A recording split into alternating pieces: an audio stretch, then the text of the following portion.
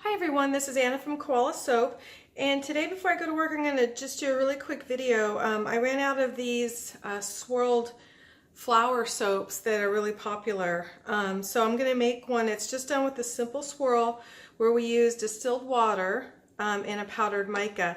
Today I'm going to be using Blue Lagoon from Stardust. Each of these holds 3 ounces of soap, so I'm only going to do 2 for the video because it'll slow me down, and I'll do the rest later. So I have here 6 ounces of shea butter, and then we'll go ahead and melt it down and get ready to pour. Okay, so our shea butter is at about 123 right now, and it feels pretty thick. And I'm going to go ahead and get the mica ready to go.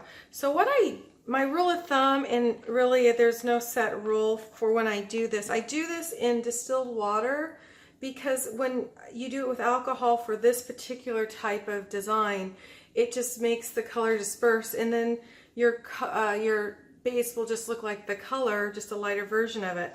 So what I do is I mix it with distilled water so that it doesn't disperse so easily. And I put about, so if I'm using 6 ounces here, I do a little less than an ml of distilled water, because the distilled water doesn't evaporate like the alcohol does, and so it takes longer for this to set. And if you need to know what I meant by 1 ml, these pipettes are usually they are 3 mLs. So basically it's marked off 1, 2, 3. So if I have 6 here, I do about 5 ml. So 1 up here to 3, and then 1 here to 2. Put it in and then let it mix. The other trick is, and again, I haven't done this in a while. I really do need to keep this up, so I'll probably be doing more videos with this type of swirl, because when you don't do it, you kind of lose the knack. So practice makes perfect, and that's why I want to do a couple right now and let them set. Today we're going to be using Baby's Breath for Fragrance by Brambleberry. I figured it looked kind of cool with this blue color. So this is all mixed up. This is now at 112. So the other trick is you want this to cool down as much as possible before you squirt your mica in. And then we're going to get our coil whisk, and then we'll get going. Okay, so this is at about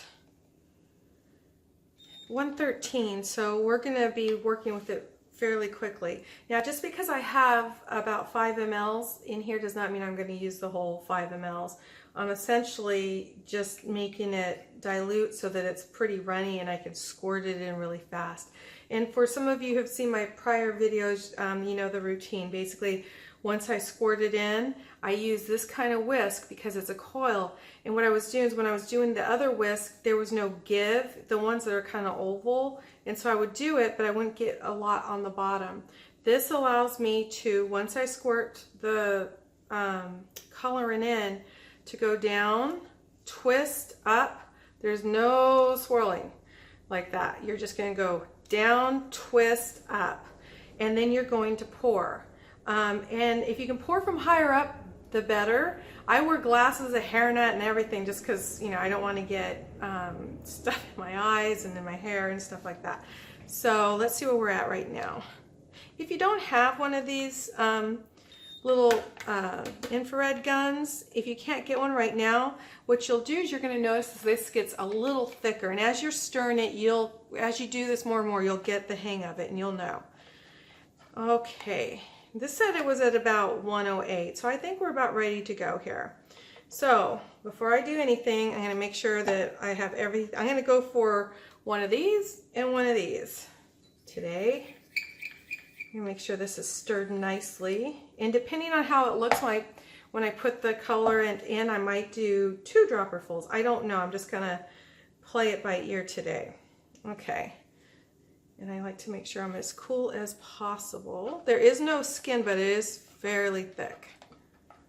All right, now it says 110, but I think that's pretty good. You can see how it's dripping very slowly there. Okay. We have our dropper. Got 3 mLs in. Squirted it hard. Maybe one. No, maybe not. I get nervous about doing it. So you can see it's in there. You see how it's not dispersing because I don't have alcohol in there. Okay, and I'm gonna go down once, up, and this gets a little messy, but that's okay. And we're gonna pour. You see that? Look at that. Now sometimes you'll get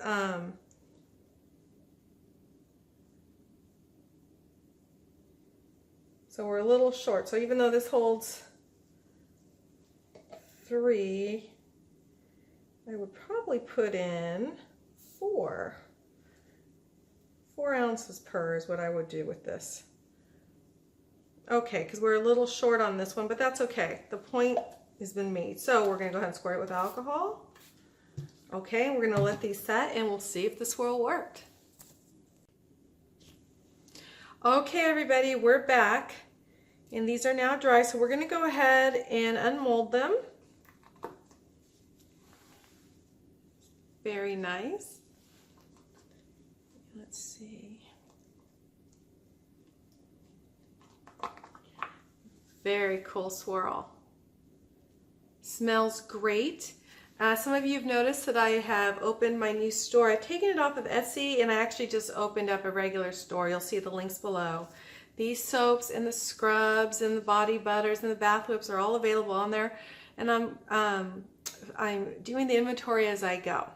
So these will be up there shortly. And what I'm curious about on this is because when I weighed with regular fluid, it was about 3 ounces. I actually have my scale here. And now that we have a finished Shea Butter soap, I actually want to weigh it so we can see how much it is. Okay, so it's 3.5 ounces. Okay, so there you go. So if you use a full one of these, it'll be 3.5 ounces in weight. I know that'll vary slightly depending on your base and all of that. But I just wanted to let you know that that is how much the soap weighs, and that is how you will do your basic swirl. And I'm going to be practicing more of this, and so in the future videos. So stay tuned and have a really, really good weekend.